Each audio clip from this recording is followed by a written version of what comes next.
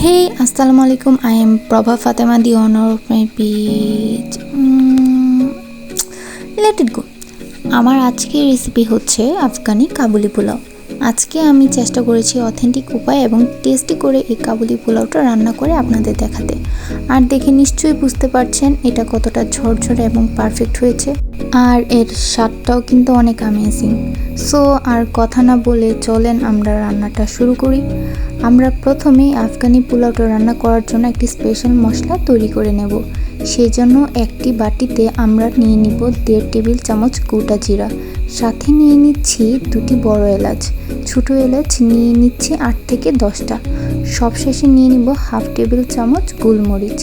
এবার আমি মশলাগুলোকে না ভেজে একটা গ্রাইন্ডারে গুঁড়া করে নিব। তাছাড়া আপনারা এটি পাটাতেও গুঁড়া করে নিতে পারেন। এখন আমি একটি প্যানে 1 কাপ সয়াবিন তেল এবং ঘি গরম করে নেব। তেলটা যখন গরম হবে তখন আমরা এখানে দিয়ে দিব 2 কাপ পেঁয়াজ কুচি। যেহেতু এই আফগানি পোলাওয়ে মশলা কম ব্যবহার করা হয় সেহেতু আমরা এখানে পেঁয়াজ কুচিটা পরিমাণে একটু বেশিই দিব। এবার এই পেঁয়াজগুলিকে আমরা ততক্ষণ পর্যন্ত ভাজতে থাকবো যতক্ষণ না পর্যন্ত পেঁয়াজগুলো হালকা বাদামি হয়ে আসে। আমি এখানে একটু লবণ অ্যাড করেছি যেন কালারটা ভালো আসে। পেঁয়াজটা ভাজা হয়ে গেলে এবার আমরা অ্যাড করব গরুর মাংস। এবার চুলার আঁচটাকে মিডিয়াম হিটে রেখে এই মাংসটাকে আমরা পেঁয়াজের সাথে খুব ভালোভাবে ভেজে নিব। ভালোভাবে ভেজে নেওয়ার পর আমরা এখানে দিয়ে দিব 1 টেবিল চামচ আদা বাটা এবং 1 টেবিল চামচ রসুন বাটা। এবার আবারও আমি মাংসটাকে আবার কিছুক্ষণ ভেজে নিব। এবার আমি দিয়ে দিব স্বাদমতো লবণ আর দিয়ে দিব আগে থেকে বানিয়ে রাখা সেই স্পেশাল মশলাটি। পুরো মশলাটি আমি এখানে অ্যাড করছি না, প্রায় 3 ভাগের 1 ভাগের মতো আমি এখানে রেখে দিচ্ছি, যেটা আমি পরে ব্যবহার করব। মশলাটা দেওয়ার পরে এবার আমি 8 থেকে 10 মিনিটের মতো মিডিয়াম আঁচে মাংসটাকে মশলার সাথে ভালোভাবে ভেজে নিব। আচ্ছা, এখানে কিন্তু হাই হিটে মাংসটা ভাজা যাবে না, এতে মাংসটা শক্ত হয়ে যেতে পারে। ভালোভাবে ভাজার মেন কারণ হচ্ছে মাংসের যে র স্মেলটা আছে সেটা দূর করা, কারণ এই রান্নায় কিন্তু মশলার ব্যবহারটা খুবই কম। মাংসটা ভালো করে ভাজা হয়ে গেলে আমরা এখানে 6 কাপ গরম পানি অ্যাড করে দিব। আপনারা কিন্তু এখানে ভুলেও ঠান্ডা পানি অ্যাড করবেন না। এখানে আমি পানি একটু বেশি পরিমাণে দিয়েছি, কারণ মাংসটা কুক হওয়ার পর মাংসের যে এক্সট্রা ঝোল থাকবে সেটা দিয়ে কিন্তু আমি পোলাওয়ের চালটা রান্না করব। এবার আমি কয়েকটা কাঁচামরিচ দিয়ে মাংসটাকে ঢেকে দিব এবং চুলার আঁচটা লো করে দিব। আমি মাংস 2 থেকে আড়াই ঘন্টার মতো রান্না করব। এবার আমি অন্য একটা প্যানে প্রায় 2 থেকে 3 টেবিল চামচের মতো ঘি দিয়ে দিচ্ছি। ঘিটা যখন গরম হবে তখন আমি এর মধ্যে কালো কিশমিশ অ্যাড করে দিচ্ছি। আপনারা চাইলে এখানে সাদা কিশমিশটা দিয়েও রান্না করতে পারেন।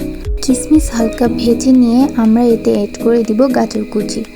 আর এই গাজরটাকে আমি মোটা করে কুচি করে নিয়েছি।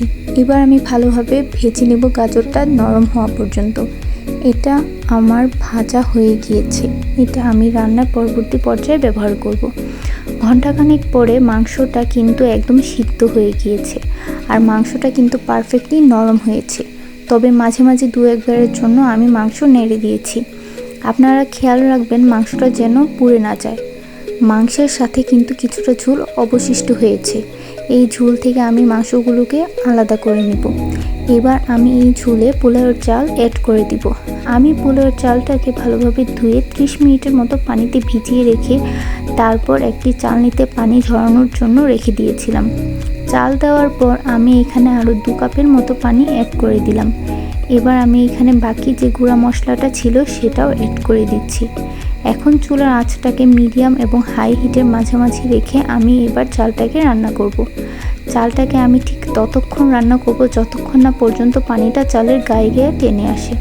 কিছুক্ষণ পর যখন পানিটা চালের গায়ে গায়ে লেগে এসেছে তখন আমি আঁচ একদম লো করে দিয়েছি।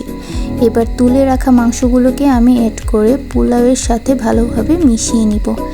এরপর আমরা ভেজে রাখা গাজর এবং কিশমিশগুলোকে অ্যাড করে ছড়িয়ে দিচ্ছি। এবার চুলাটাকে একদম লো আঁচে রেখে আমি এটাকে দমে দিয়ে দিব 30 মিনিটের জন্য। আপনাদের পাতিলের তলাটা যদি পাতলা হয় সেক্ষেত্রে আপনারা একটি তাওয়া পাতিলের নিচে দিয়ে দিবেন, এতে করে পোলাওটা পাতিলের তলায় লেগে পুড়ে যাওয়ার সম্ভাবনা থাকবে না। 30 থেকে 40 মিনিট পরে আমি ঢাকনাটাকে তুলে নিচ্ছি।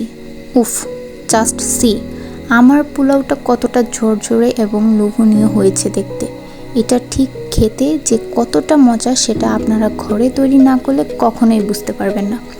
উপরে কিছু গাজর এবং কিশমিশ ছিটিয়ে দিয়ে সবার সামনে পরিবেশন করুন। ট্রেডিশনালি এভাবেই পরিবেশন করা হয়। খুব বেশি মশলাদার না, লাইট একটা বিরিয়ানি, নাম কাবুলি পোলাও।